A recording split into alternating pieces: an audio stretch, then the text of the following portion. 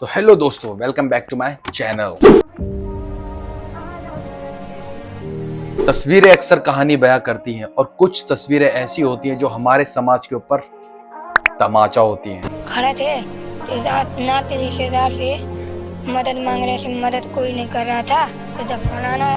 ये कहानी उत्तर प्रदेश के महाराजगंज की है और ये सिर्फ एक खबर नहीं है बल्कि हमारे और आपके लिए सैकड़ों सिसकते हुए सवाल खड़े करती है। ये कहानी 14 साल की राजवीर और उसके छोटे भाई की है। 14 साल एक ऐसी उम्र जिसमें बच्चे खिलौनों से खेलते हैं, लेकिन राजवीर अपने छोटे भाई के साथ अपने पिता की लाश को ठिकाने लगाने की जिम्मेदारी उठा रहा है। इनकी जो माँ थी वो पहले ही इनको छोड़ के जा चुकी थी और एक लंबी चलती बीमारी के कारण इनके पिता का साया इनके सर पे से उठ गया।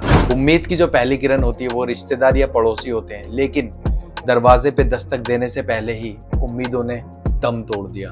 हिम्मत करके दोनों भाई पिता के शव को लेकर शमशान घाट पहुंचे। सोचा कि हम खुद से ही इनका अंतिम संस्कार कर दें और यहाँ कोई तो होगा जो इस बोझ को समझेगा और हमारी इन हालात में मदद करेगा। लेकिन वहाँ इंसानियत नहीं, नियम खड़े थे। उनसे कहा गया लकड़ी लेके आओ तभी अंतिम संस्कार होगा। जरा सोचिए उस 14 साल के बच्चे पे क्या बीती होगी जिसके पास कफन के लिए पैसे नहीं, वो पिता के लिए लकड़ी कहाँ से लाता।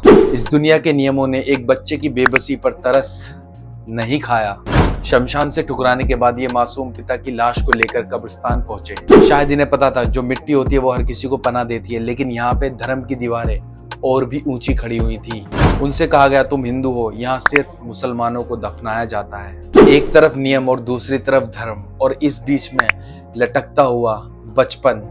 अब बस इनके पास एक ही रास्ता बचा था, पिता की लाश को ठेले पे रखकर सड़क पर भीख मांगनी, ताकि उस पैसे से वो अपने पिता का अंतिम संस्कार कर सके। लोग आते जाते रहे और किसी ने सोचा कि ये भीख मांगने का नया तरीका है और किसी ने फिल्मी अंदाज समझकर इसको दरकिनार कर दिया। और सब देख दे। किसी ने उन आंखों में झांकने की कोशिश नहीं की जहां एक बेटे का दर्द सैलाब बनकर उसकी आंखों में बह रहा था। सवाल ये उठता है कि उस भीड़ में ऐसा कोई क्यों नहीं था जो ये पूछता बेटा क्या हुआ, क्या तकलीफ है, किस तरह की मदद तुम्हें चाहिए। और जब अपने ही धर्म के लोगों ने और इंसानियत ने अपना मुंह फेर लिया, फिर फरिश्ते बनकर दो इंसान सामने आए। दो मुस्लिम युवक जिन्होंने ठेले पे रखी लाश और दो बच्चों को रोते हुए देखा। उन दोनों ने ये नहीं पूछा कि तुम हिंदू हो या मुसलमान। उन दोनों ने बस एक बच्चे का दर्द देखा और एक बाप की लाश का अपमान। वो आगे आए और उन्होंने लकड़ी का इंतजाम किया और एक बेटे की तरह उन सब नीतियों को निभाया जो राजवीर अकेला नहीं कर सकता था। राशिद और वारिस ने न सिर्फ अंतिम संस्कार कराया बल्कि उनकी आगे की जिंदगी के लिए उनको आर्थिक मदद भी की। इन दो शख्स ने वो किया जो उस समय प्रशासन, समाज और रिश्तेदारों को करना चाहिए था। राशिद बताते हैं कि उन्होंने सिर्फ इंसानियत का फर्ज निभाया। ये घटना हमें सोचने पर मजबूर करती है। क्या वो जगह जहाँ पे दफनाया जाता है या फिर जलाया जाता है वो जगह ऐसी हो चुकी हैं कि वहां पे एक बच्चे का दर्द ना समझा जाए। इन बच्चों की क्या गलती थी? ये उस उम्र के नहीं थे जिस उम्र में लोगों की जेब में पैसा होता है। इन बच्चों ने पैसों का मुंह भी नहीं देखा था सही से, क्योंकि शुरू से ही इनका जो परिवार था वो गरीब था।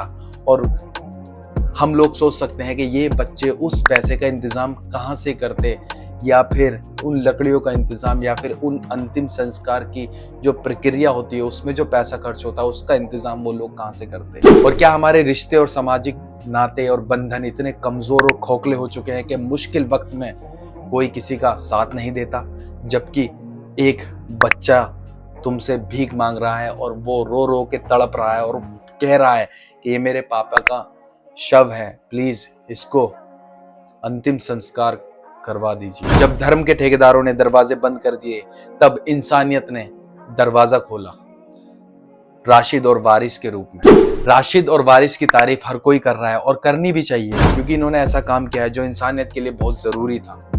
ये लोग बहुत तड़पे, बहुत रास्तों पे भटके, लेकिन इनकी मदद करने वाला कोई नहीं था। राशिद और वारिस ने धर्म के तरीके से जो चीजें होती है उन चीजों को हैंडल किया। लेकिन सवाल ये उठता है क्या इंसानियत को जगाने के लिए इसी राजवीर के बचपन को हर बार इसी तरह सड़क पर सिसकने की जरूरत पड़ेगी? ये सोचने वाली बात यह है, ना हिंदू होता है ना धर्म होता है, सबसे ऊपर होती है इंसानियत। और उसका एग्जाम्पल जो सेट किया है राशिद और वारिस ने, वो बहुत ही अच्छा एग्जाम्पल सेट किया है। और हम इन दोनों के लिए दुआ करते हैं और सबके लिए दुआ करते हैं सबकी जिंदगी ऐसे ही बनी रहे और एक दूसरे में मोहब्बत पैदा हो, ना कि नफरत। एक दूसरे से हम इतना जुड़े कि हिंदुस्तान की जो इंसानियत है वो ऊपर उभर के आए और जो नफरतें हैं वो कम्प्लीटली खत्म हो जाएं। ये छोटे छोटे कदम नफरतों को दूर करते हैं और इंसानियत को बढ़ावा देते हैं। और आज के लिए वीडियो में इतना ही। अगर आपको वीडियो अच्छी लगी हो और एक अच्छा मैसेज हो तो प्लीज आप इसको शेयर कीजिए, लाइक कीजिए, सब्सक्राइब कीजिए और इंसानियत का कोई एक काम